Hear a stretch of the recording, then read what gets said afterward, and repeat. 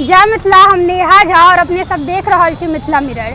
जेना कि अहाँ सब जानै छी आई बरसाइत पाबनि छै और बरसाइत पाबनि के शुभ अवसर पर अहाँ सबके हम अखन स्वागत कऽ रहल छी। मधुबनी के जे पुलिस स्टेशन छै ओहिके सामने एकटा वट वृक्ष छै, ओतऽ हम सब खड़ा छी और एतऽ हमरा पीछा अहाँ सब देखैत हेबै कि बहुत सारा विवाहित महिला सब छथिन। हम हिनका सबसँ बात करब और जानब जे आखिर की सब ई पाबनिमे कोन कोन चीज कयल जाइ छै और ई पाबनिमे ई पबनैतिन सब जे छथिन से की सब करै छथिन, कोन कोन रूल होइ छै, की सब कयल जाइ छै, से सबके बारेमे बात करब और कतेक ज़्यादा हिनका सब ले महत्वपूर्ण ई पूजा छै ओहि सबके बारेमे जानब। की नाम भेलै अहाँके? कंचन कुमारी। कंचन कुमारी। कते दिन से मतलब पहिल बेर पूजा कर रहल छी? नहीं, 5 साल हो गए। 5 साल हो गेलै। 5 साल भऽ गेलै। तऽ के मतलब की विधि विधान होइ छै ई पूजामे? अगर पूछी जे केना केना करै छियै, कते फल सब देल जाइ छै? 5 रंग के फल रहै छै। 5 रंग के फल रहै छै।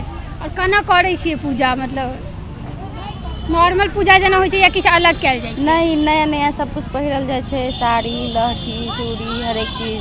5 रंग के फल रहे, पति के पूजा करल जाइ है बरगाछ लमाप पर। और अगर पूछी जे मतलब व्रत राखे रहै छी? हाँ, व्रत शाम में फलाहार करबै। शाम में भर दिन फल अथी निर्जला रहै छी? अच्छा। और कोनो कथा के बारे में अगर सुनने होइए कि की कथा में प्रचलित छै, जे कोन कथा कहल जाइ छै?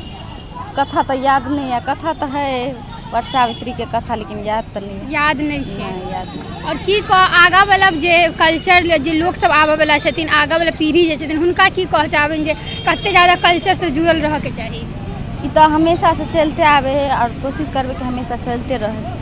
हमेशा चलते रहे। कते नीक लागे छै पूजा करे? बहुत अच्छा। पति के लिए पूजा करे में तो बहुत अच्छा लगे। बहुत नीक लागे से बहुत सुकून। जी। अहाँ कनी इम्हर आबि जइयो। की नाम भेलै अहाँके? ज्योति कुमारी। ज्योति कुमारी। तऽ सबसँ पहिले तऽ ई जानऽ चाहब जे केना केना पूजा कयल जाइ छै, ई सब केना करै छियै? सुबह से शाम तक की सब होइ छै एहिमे? तैयारी केना करै छियै? तैयारी तो 1 महीना पहले से हुई है। सब कुछ फलाहारी, मतलब 5 रंग के फल, भर दिन फास्टिंग और शाम में फलाहारी।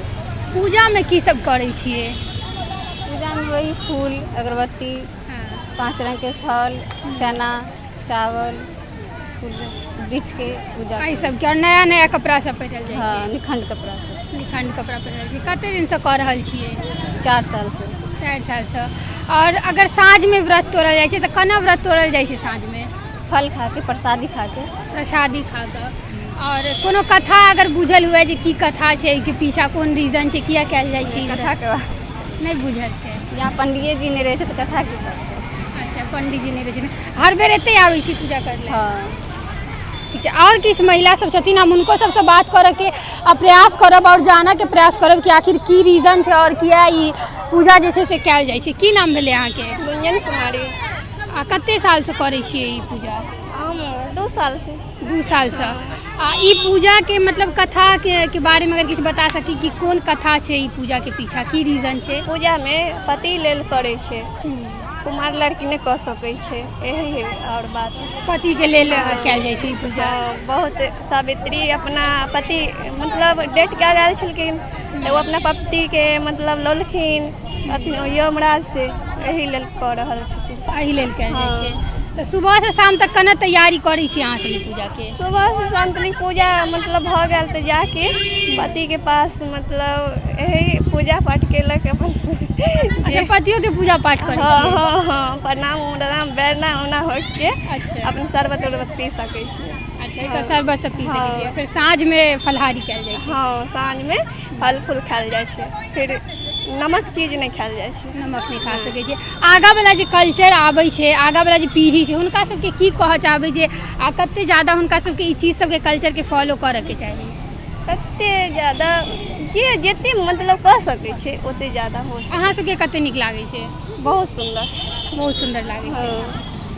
तो देख रहल छी अहाँ सब जे कते ज़्यादा नीकसँ जते ई सब महिला सब जे छलै पूजा करै लए जे आयल छलै, जे नवविवाहित सब छलै से बतेलथि है जे कतेक ज़्यादा ई नीक लागै छै पूजा करैमे और पति के लंबी आयु के लेल ई पूजा कयल जाइ छै। बहुत सारा कथा एहिमे छै, जाहिमे एकटा कथा इहो छै जे सावित्री जे रहथिन से ई वट के वृक्ष के नीचे जे छै से बैस कऽ तपस्या केने रहथिन। जखन हुनकर पति के मृत्यु भऽ जाइ छै ओतऽसँ यमराज के लगसँ आनऽ के तपस्या इएह वट वृक्ष के नीचा में केने रहथिन। ताहि लए वट वृक्ष के पूजा कयल जाइ छै और सावित्री जी के पूजा कयल जाइ छै। एहिमे और देखबे के लिए अहाँ सब कते ज़्यादा नीक से एतऽ के महिला सब जे छै से नवविवाहिता महिला सब जे छै से सब पूजा केलथि है।